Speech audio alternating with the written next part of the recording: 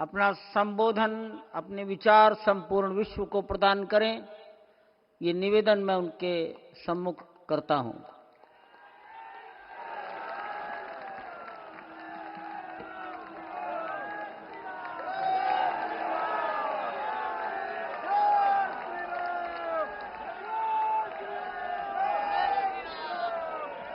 सियावर रामचंद्र की, सियावर रामचंद्र की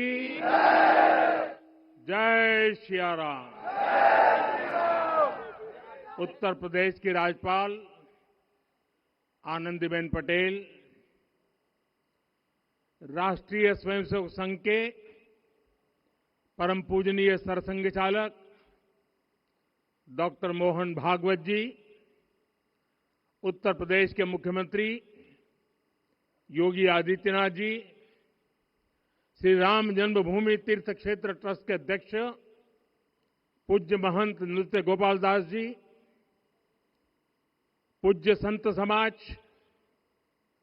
यहां पधारे सभी भक्तगण, देश और दुनिया से इस ऐतिहासिक पल के साक्षी बन रहे कोटि कोटि राम भक्त, देवी और सज्जनों, आज अयोध्या नगरी भारत की सांस्कृतिक चेतना के एक और उत्कर्ष बिंदु की साक्षी बन रही है। आज संपूर्ण भारत, संपूर्ण विश्व राममय है।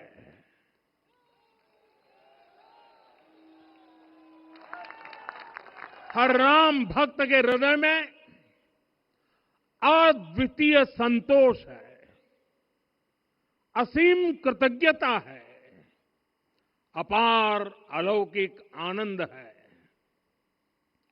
सदियों के घाव भर रहे हैं,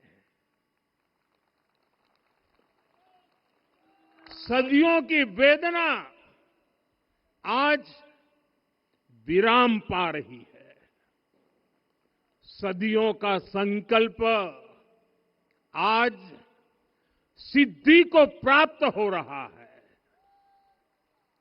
आज उस यज्ञ की पूर्णाहुति है जिसकी अग्नि 500 वर्ष तक प्रज्वलित रही। जो यज्ञ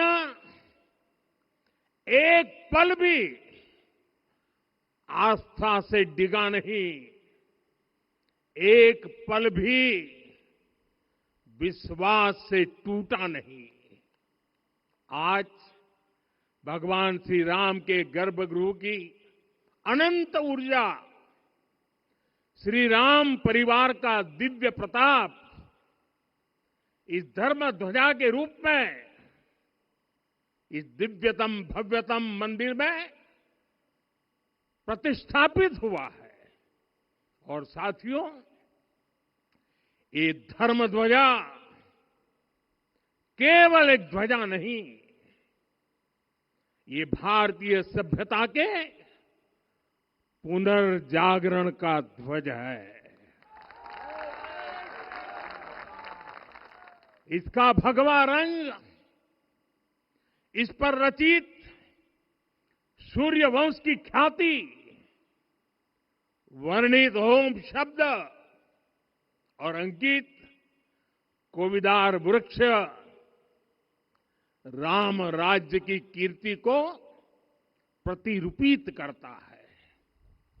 ये ध्वज संकल्प है, ये ध्वज सफलता है, ये ध्वज संघर्ष से सृजन की गाथा है, ये ध्वज सदियों से चले आ रहे स्वप्नों का साकार स्वरूप है।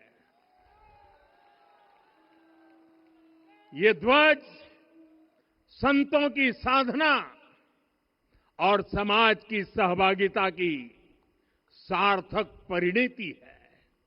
साथियों, आने वाली सदियों और सहस्त्र शताब्दियों तक ये धर्म ध्वज प्रभु राम के आदर्शों और सिद्धांतों का उद्घोष करेगा। ये धर्म ध्वज आह्वान करेगा, सत्यमेव जयते नानृतम, यानी जीत सत्य की ही होती है, असत्य की नहीं। ये धर्म ध्वज उद्घोष करेगा, सत्यम एक पदम ब्रह्म सत्य धर्म प्रतिष्ठित, अर्थात सत्य ही ब्रह्म का स्वरूप है, सत्य में ही धर्म स्थापित है। ये धर्म ध्वज प्रेरणा बनेगा, प्राण जाए पर वचन न जाहि, अर्थात जो कहा जाए वही किया जाए। ये धर्म ध्वज संदेश देगा, कर्म प्रधान विश्व रची राखा, अर्थात विश्व में कर्म और कर्तव्य की प्रधानता हो।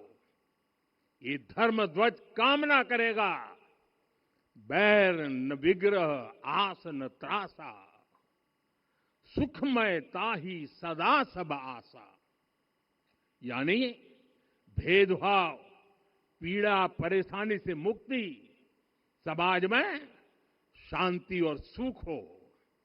ये धर्म ध्वज हमें संकल्पित करेगा, नहीं दरिद्र को दुखी न दीना, यानी हम ऐसा समाज बनाएं जहां गरीबी न हो, कोई दुखी या लाचार न हो।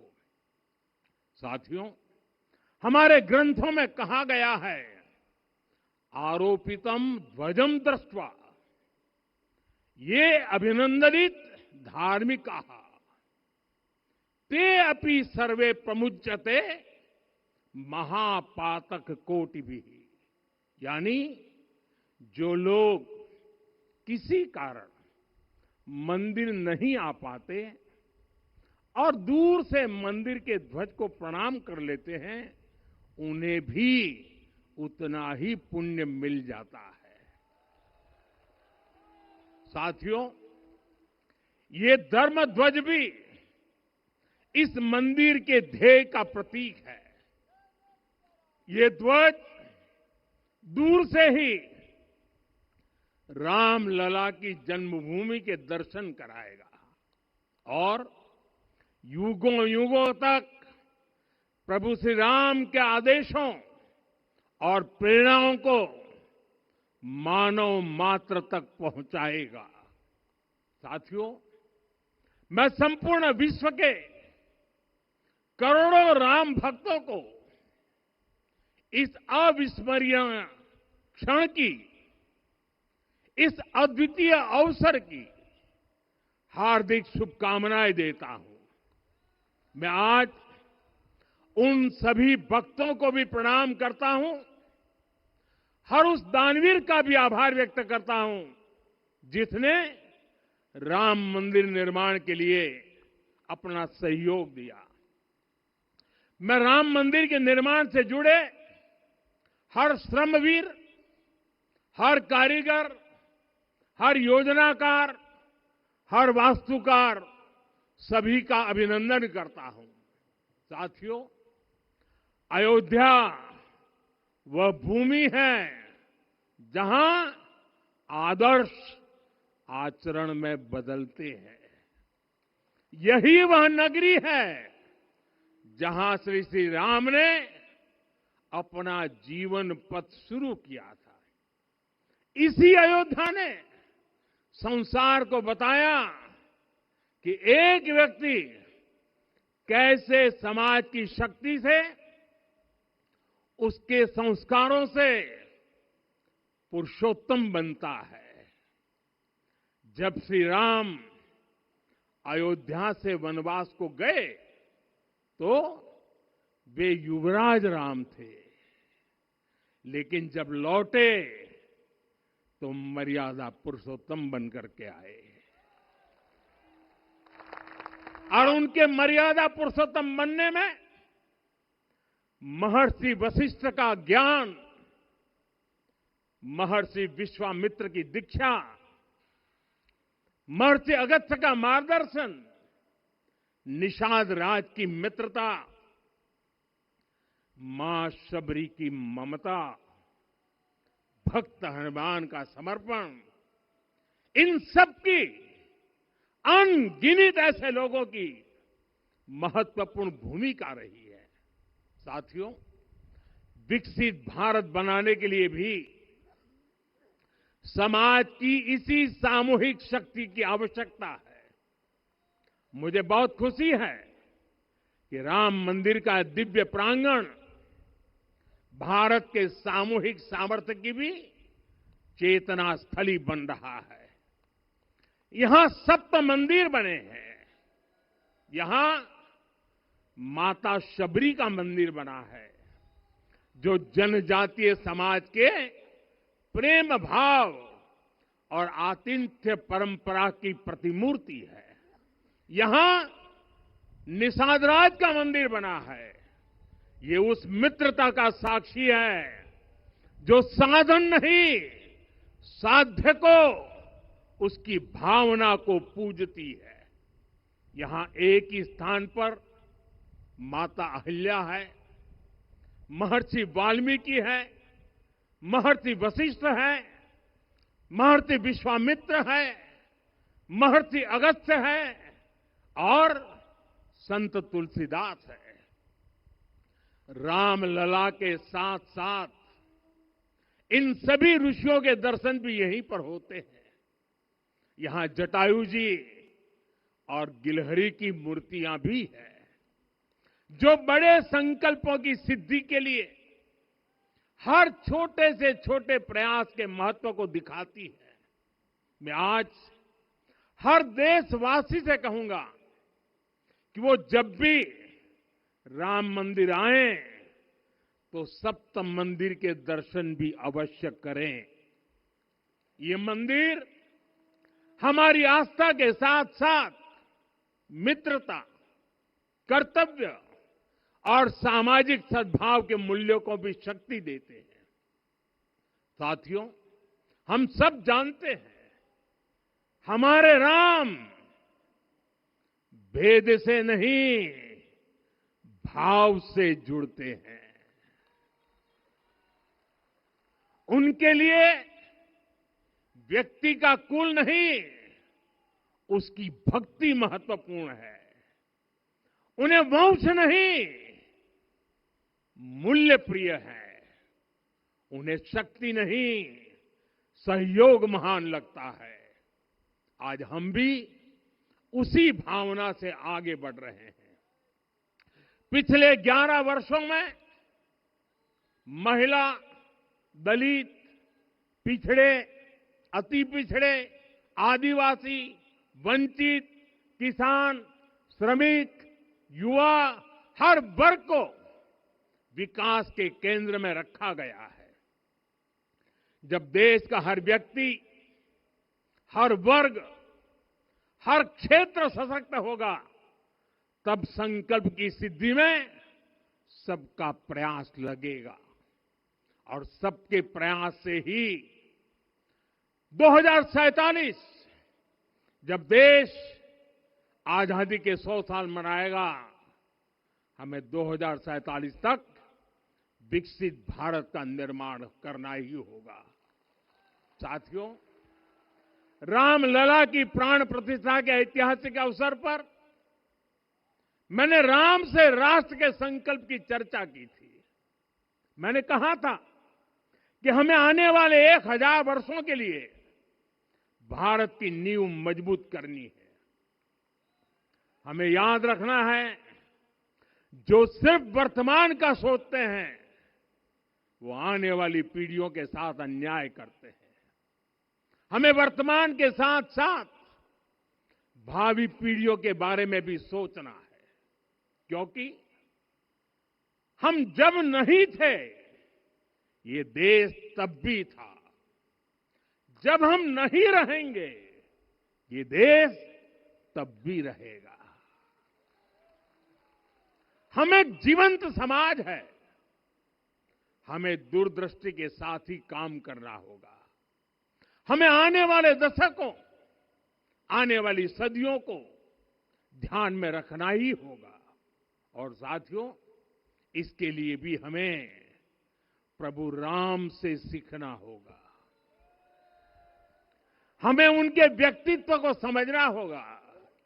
हमें उनके व्यवहार को आत्मसात करना होगा।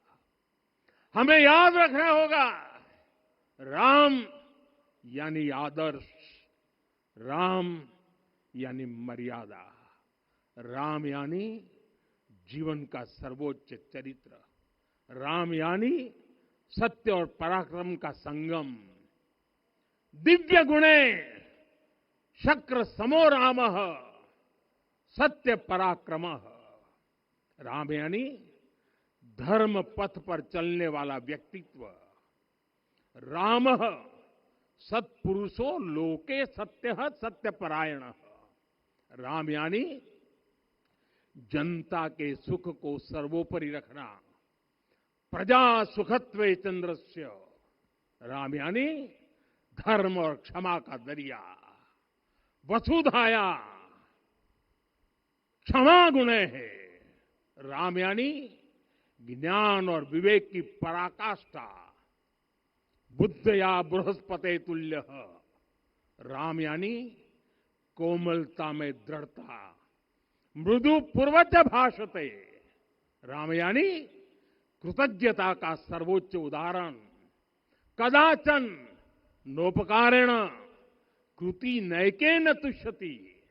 राम यानी श्रेष्ठ संगति का चयन। शीला वृद्धे ज्ञान वृद्धे वयोवृद्धे च सज्जनै। राम यानी विनम्रता में महाबल। वीर्यवान च वीर्येण महता स्वेन विस्मितः। राम यानी सत्य का अडिग संकल्प। न च अनुत्र कथो विद्वान। राम यानी जागरूक, अनुशासित और निष्कपट मन। निस्तिंद्र अपम्रत च स्वदोष परदोषवित। साथियों, राम सिर्फ एक व्यक्ति नहीं, राम एक मूल्य है, एक मर्यादा है, एक दिशा है। अगर भारत को साल 2047 तक विकसित बनाना है, अगर समाज को सामर्थ्यवान बनाना है, तो हमें अपने भीतर राम को जगाना होगा। हमें अपने भीतर के राम की प्राण प्रतिष्ठा करनी होगी। और इस संकल्प के लिए आज से बेहतर दिन और क्या हो सकता है। साथियों, 25 नवंबर का यह ऐतिहासिक दिन अपनी विरासत पर गर्व का एक और अद्भुत क्षण लेकर आया है। इसकी वजह है धर्म ध्वजा पर अंकित कोविदार वृक्ष। ये कोविदार वृक्ष इस बात का उदाहरण है कि जब हम अपनी जड़ों से कट जाते हैं तो हमारा वैभव इतिहास के पन्नों में दब जाता है। साथियों, जब भरत अपनी सेना के साथ चित्रकूट पहुंचे तो लक्ष्मण ने दूर से ही अयोध्या की सेना को पहचान लिया। ये कैसे हुआ, इसका वर्णन वाल्मीकि जी ने किया है। और वाल्मीकि जी ने क्या वर्णन किया है? उन्होंने कहा है, विराजित उद्गत स्कंधम कोविदार ध्वज रथे। लक्ष्मण कहते हैं, राम, सामने जो तेजस्वी प्रकाश में विशाल वृक्ष जैसा ध्वज दिखाई दे रहा है, वही अयोध्या की सेना का ध्वज है। उस पर कोविदार का शुभ चिन्ह अंकित है। साथियों, आज जब राम मंदिर के प्रांगण में कोविदार फिर से प्रतिष्ठित हो रहा है, यह केवल एक वृक्ष की वापसी नहीं है, यह हमारी स्मृति की वापसी है, हमारी अस्मिता का पुनर्जागरण है, हमारी स्वाभिमानी सभ्यता का पुनः उद्घोष है। कोविदार वृक्ष हमें याद दिलाता है कि जब हम अपनी पहचान भूलते हैं तो हम स्वयं को खो देते हैं, और जब पहचान लौटती है तो राष्ट्र का आत्मविश्वास भी लौट आता है। और इसलिए मैं कहता हूं, देश को आगे बढ़ना है तो अपनी विरासत पर गर्व करना होगा। साथियों, अपनी विरासत पर गर्व के साथ साथ एक और बात भी महत्वपूर्ण है, और वो है गुलामी की मानसिकता से पूरी तरह मुक्ति। आज से 190 साल पहले 190 साल पहले साल 1835 में 1835 में मैकाले नाम के एक अंग्रेज ने भारत को अपनी जड़ों से उखाड़ने के बीज बोए थे। मैकाले ने भारत में मानसिक गुलामी की नींव रखी थी। 10 साल बाद यानी 2035 में उस अपवित्र घटना को 200 वर्ष पूरे हो रहे हैं। कुछ दिन पहले मैंने एक कार्यक्रम में आग्रह किया था कि हमें आने वाले 10 वर्षों तक उस 10 वर्षों का लक्ष्य लेकर चलना है कि भारत को गुलामी की मानसिकता से मुक्त करके रहेंगे। साथियों, सबसे बड़ा दुर्भाग्य यह है कि मैकाले ने जो कुछ सोचा था उसका प्रभाव कहीं व्यापक हुआ। हमें आजादी मिली, लेकिन हीन भावना से मुक्ति नहीं मिली।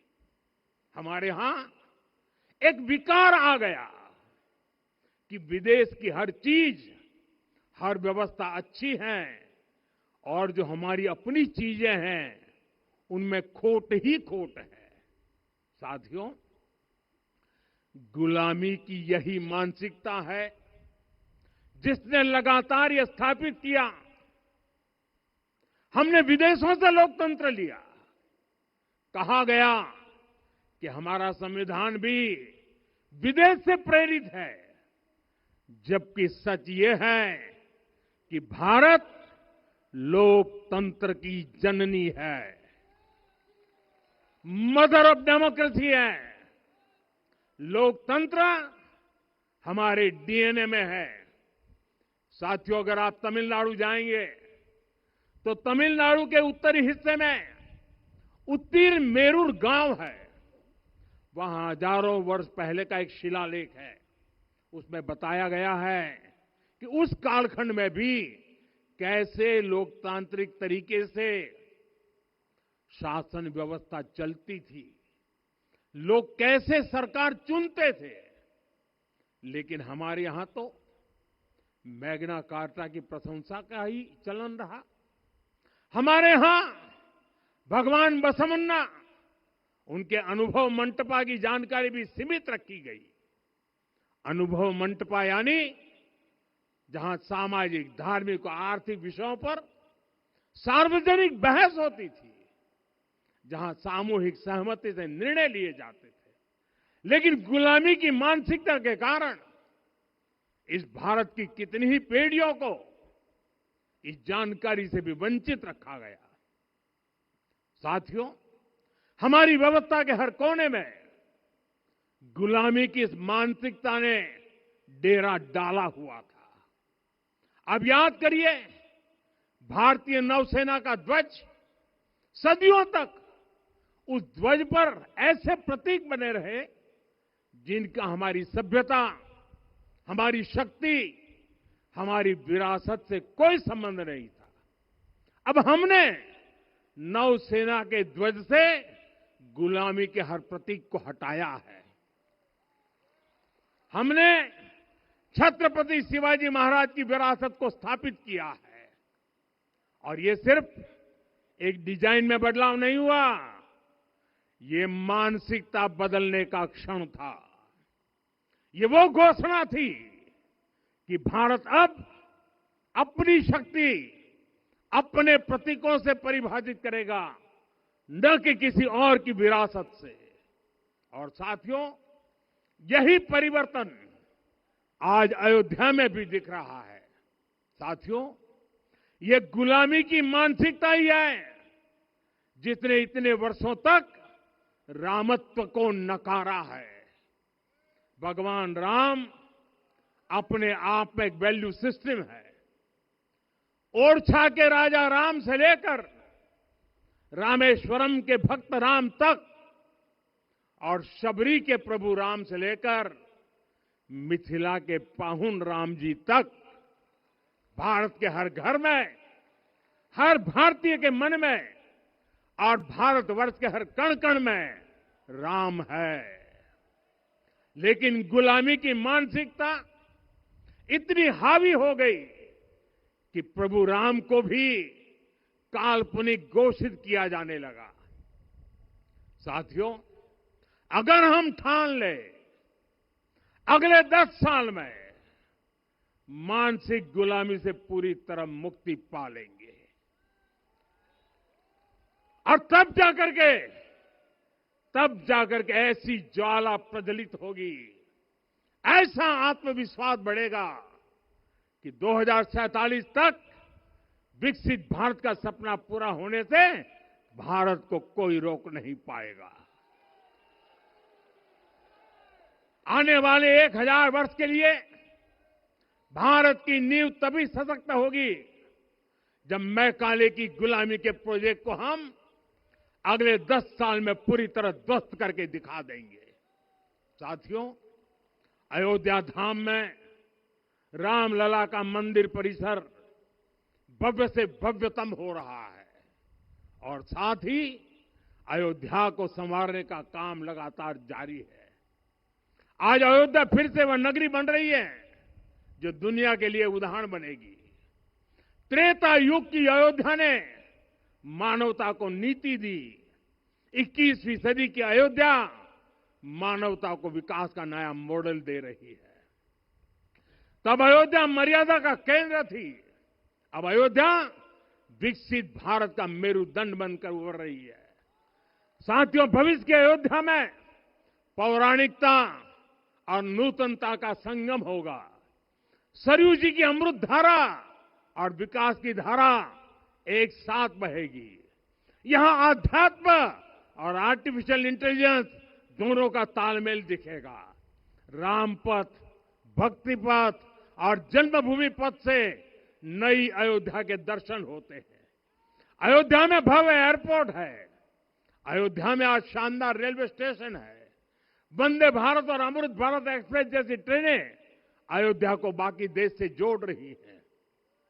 अयोध्या वासियों को सुविधाएं मिले, उनके जीवन में समृद्धि आए, इसके लिए निरंतर काम चल रहा है। साथियों, जब से प्राण प्रतिष्ठा हुई है तब से लेकर आज तक करीब करीब 45 करोड़ श्रद्धालु यहां दर्शन के लिए आ चुके हैं।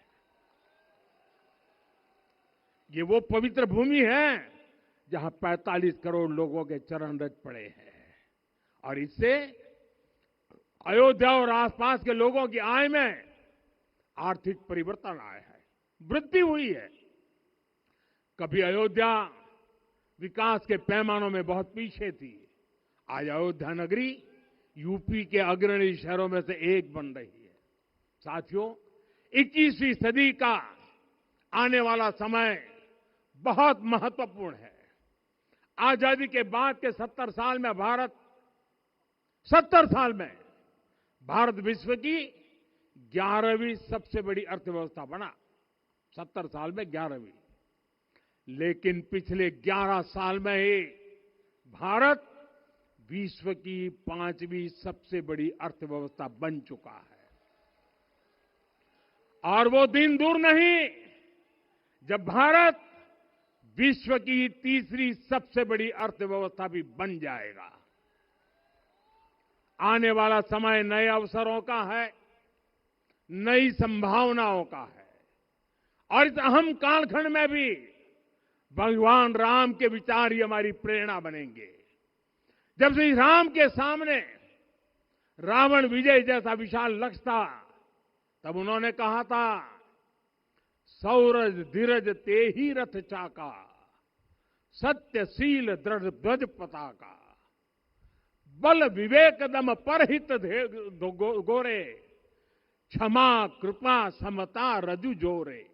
यानी रावण पर विजय पाने के लिए जो रथ चाहिए, शौर्य और धैर्य उसके पहिए हैं, उसकी ध्वजा सत्य और अच्छे आचरण की है, बल विवेक संयम और परोपकार इस रथ के घोड़े हैं, लगाम के रूप में क्षमा दया और समता है जो रथ को सही दिशा में रखते हैं।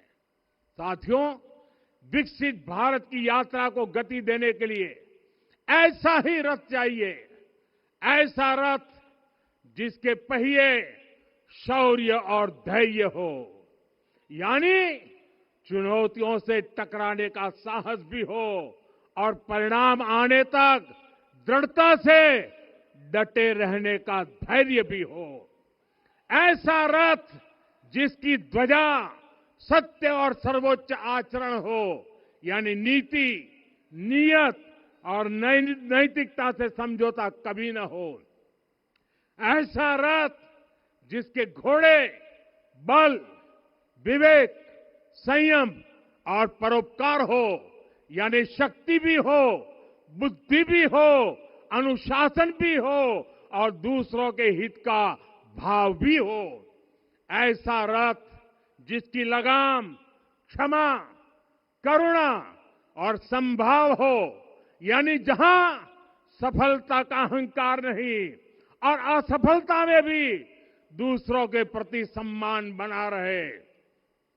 और इसलिए मैं आदरपूर्वक कहता हूं, ये पल कंधे से कंधा मिलाने का है, ये पल गति बढ़ाने का है।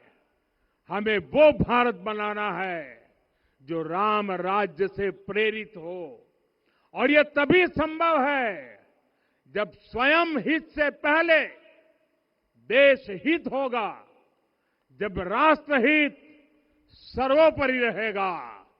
एक बार फिर आप सभी को बहुत बहुत शुभकामनाएं देता हूं।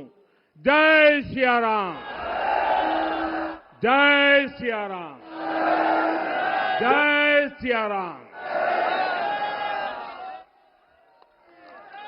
माननीय प्रधानमंत्री जी, सरसंघ चालक जी अब यहां से विदा लेंगे। आप सब बंधु खड़े होकर उनके आगमन पर अपनी कृतज्ञता व्यक्त कर सकते हैं।